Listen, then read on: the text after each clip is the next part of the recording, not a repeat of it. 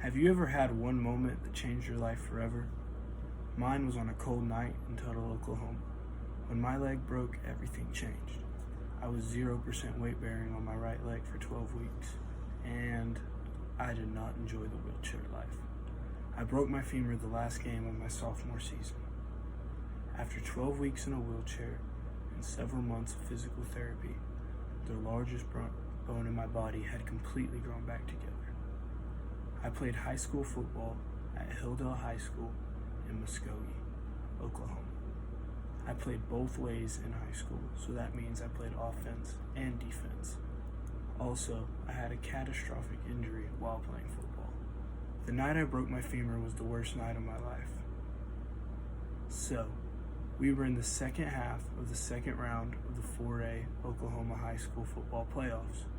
We did not play very well in the first half, so we were coming out of the locker room down by several touchdowns. However, we were not going to give up. We were on defense in the third quarter, and I was playing nose guard. I played a couple of plays, got a tackle or two, and then it happened.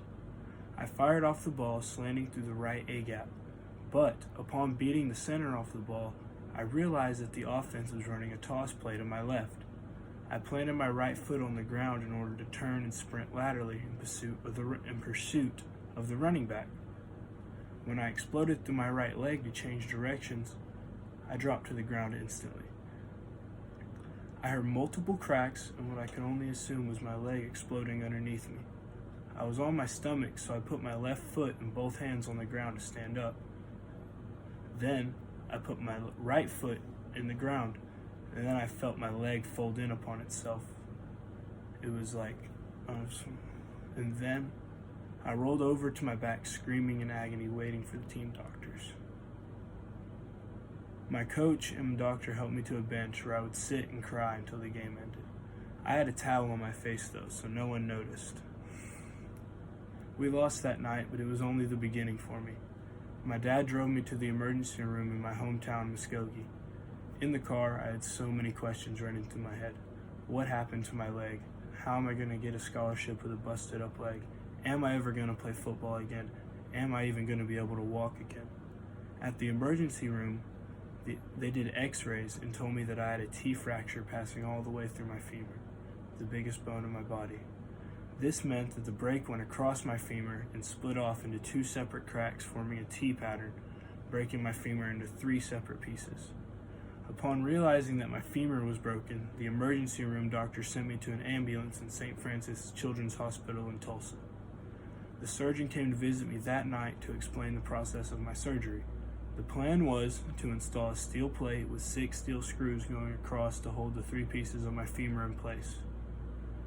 My surgery was planned for the next day at noon, so I finally got prepared to sleep around 2 a.m., or so I thought. I was in a lot of pain that night following my surgery, so my blood pressure was high.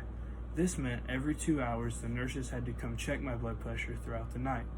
The nurses were nice, and I understand they would be in trouble if they didn't do their job, but it was still not pleasant being woken up every 2 hours. I had surgery the next morning, which went well.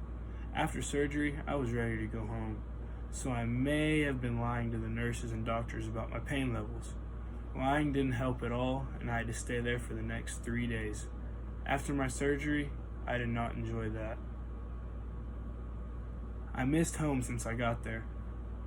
When I got home, I was 0% weight bearing on my right leg for 12 weeks. This meant everywhere I went, I had to go in a wheelchair with my leg propped up straight. My life changed forever on that cold night in Tuttle, Oklahoma, but I'm happy to say that my journey didn't end there. After the 12 weeks of non-weight bearing, I began my road to recovery. Recovery was hard but rewarding.